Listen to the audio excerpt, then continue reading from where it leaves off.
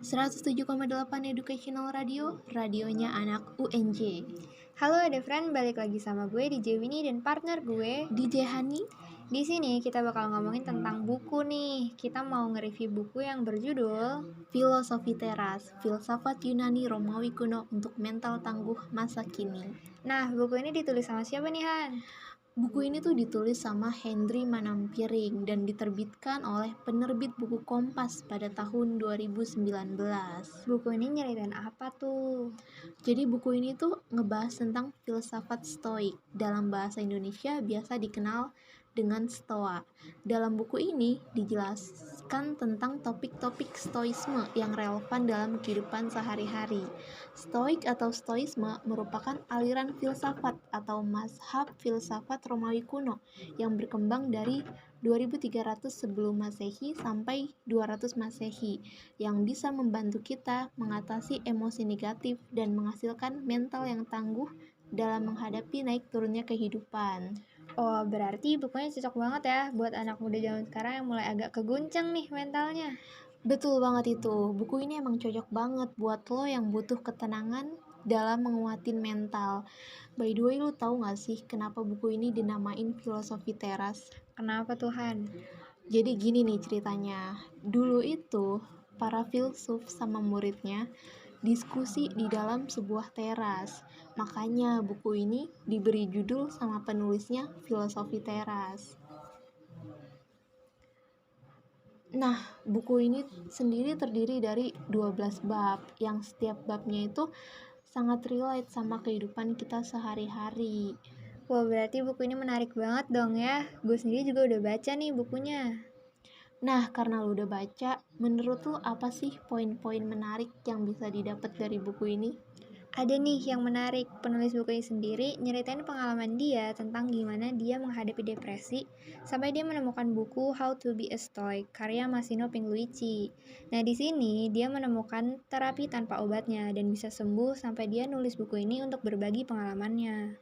Wah, mantep banget dong ya buku ini, ditulis berdasarkan pengalaman pribadi. Dari yang gue baca juga, penulis ngelakuin survei tentang keresahan nasional tentang keresahan sehari-hari nih, mulai dari rentang usia 18 sampai 38 tahun.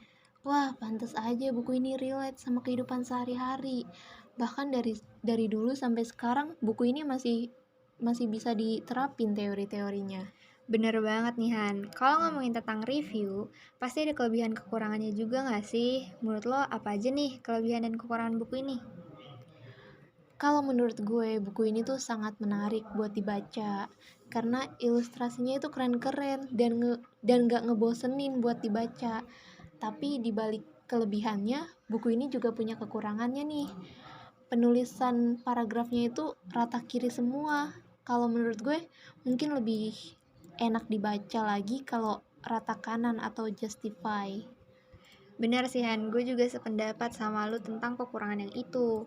Nah, kalau kelebihan bukunya menurut gue sendiri, penulisannya tuh dikemas dengan santai. Gak terlalu kaku, tapi ya tetap berbobot. Wah, berarti lebih banyak kelebihannya dong ya daripada kekurangannya. Nah, tiap buku itu biasanya kan ada manfaatnya tersendiri tuh.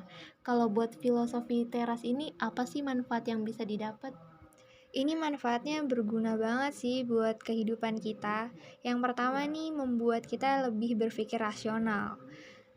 Gak ngedepanin emosi dan ngelihat masalah tuh dari berbagai sudut pandang. Bijaksana dan mengambil keputusan dengan kepala dingin. Wah, cocok banget ya buat kita semua. Yang kedua, mendapatkan kedamaian. Buku ini juga ngajarin kita gimana mendapatkan kedamaian dari diri sendiri, bukan berdasarkan ekspektasi orang lain, Han. Pas banget sih ini mah. Yang ketiga, hidup selaras dengan alam. Ini juga merupakan prinsip utama yang harus dipegang. Bersikap lapang dada dan fokus pada apa aja yang bisa kita kendalikan. Karena gak semua hal bisa kita kendalikan. Fix ini cocok banget buat anak remaja kayak kita. Yang terakhir, menjadi pribadi yang tenang. Baik lagi sama apa yang bisa kita kendaliin, yaitu mindset, opini, dan tindakan kita. Dari filsafat Stoa ini, kita diajarkan untuk bermeditasi, menenangkan diri, dan merubah mindset terhadap masalah yang kita hadapi. Gak mengeluh dan nganggap suatu masalah tuh berat, namun fokus untuk cari jalan keluar dan solusi yang tepat. Wah, banyak juga ya manfaat yang bisa kita ambil dari membaca buku ini. Bener banget, Han. Nah, buat penutupan nih, kesimpulan yang bisa kita ambil dari buku ini apa? Jadi kesimpulannya itu, semua emosi yang mengganggu kita sebenarnya berasal dari cara penilaian yang salah. Cara pandang kita yang keliru atas kejadian dalam hidup menyebabkan kita stres, gelisah, depresi, atau marah-marah tanpa alasan yang jelas. Tujuan utama dari filsafat Stoa atau filosofi teras adalah mendapatkan kebahagiaan, di mana kita terbebas dari emosi negatif atau segala perasaan yang mengganggu. Belajar dari filsafat Stoa, kita diajarkan untuk selalu bersyukur. Wah, keren banget nih buat closingnya. Mungkin segini dulu aja kali ya obrolan kita kali ini. Ya betul, di sini gue di Hani pamit undur diri. Dan gue di Jewini pamit undur diri. Keep inspiring Keep struggling and keep being low profile.